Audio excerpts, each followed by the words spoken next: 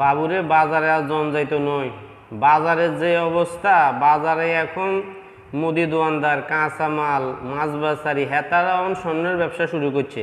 হেতারা বিশা ছাড়া এখন থাকে কোনা আমেরিকা থাকে, ইটালি থাকে, ফ্রান্সে থাকে, জাপান থাকে, আফগান, এদের সাথে ওনার চুক্তিবদ্ধকরণ যাইতো নয়। মাছের কেজি জিয়ানে ছিল 120 টাকা, হিয়ানে 250 টাকা, 300 টাকা। মাছখন লাগতো না, আমরা সাধারণ মানুষেরা মাছে বালতিতে দেশে হানি খাইতে হইব। তরকারির কেজি সেটা তো চাইলের চেয়েও দাম বেশি, তরকারি তো কথা একারে বেশি, দুইটা কম যায় না। নিলে নেন, না নিলে রাস্তা মাফেন। 80 টাকা 90 টাকা করলার কেজি, আর চাইলের কেজি হইলো মাত্র 40 টাকা, 49 টাকা, 60 টাকা। এখন দেওয়া যায় চাইলের তো তরকারির দাম বেশি। কোনো এক সময় চাইলের দাম ছিল বেশি, তরকারির দাম ছিল কম। মানুষে কইতো বাবুরে চাইল কেমনি কিনি খাইব।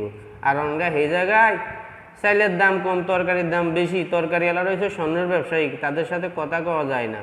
তারা হয়েছে এখন জুবিলারি। মাছ আল্লাহর সাথে কথা কইতে গেলে ওর বাবারে বাবা 3 আর কইলে 1 আর হুনে, হিয়ার পরে কইতো মামা কত করি মাছ, ওই মিয়া কইছি না কানে কম হুনেন নাকি? 260 টাকা মাছের কেজি। নিলে নেন, না নিলে রাস্তা মাফেন। বাবুরে রাস্তা মাফুন কেমন? আমি কি ফিতা লই আইসিনি আমি যে রাস্তা মাফুন? কইতে পারেন বলে নিলে নেন, না নিলে চলে যান। নিলে নেন, না নিলে রাস্তা মাফেন। রাস্তা মাপে সরকারি লোকেরা, নাকি সরকারি লোক নি।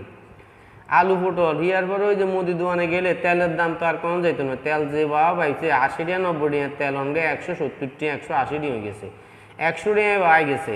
হিয়ার পরে ওই যে মুদি হদায়, বিভিন্ন হদায় আপনি বিকালে যদি ডিম দুগা কিনতেন যান, যদি একালি কিনে চিন্তা করছেন বলে নন একালি নিতেন নয়, দুগা নিমু। ব্যানে যদি যান কাম সাইছে রাতকে একালি সাইডকে আনতেন 32 টাকা দিই, আর ব্যানে দুগা আনতে হবে 32 টাকা দিই। এই জন্য যে সমস্যা, আমরা সাধারণ মানুষের বাজার করি খন লাগতো নয়।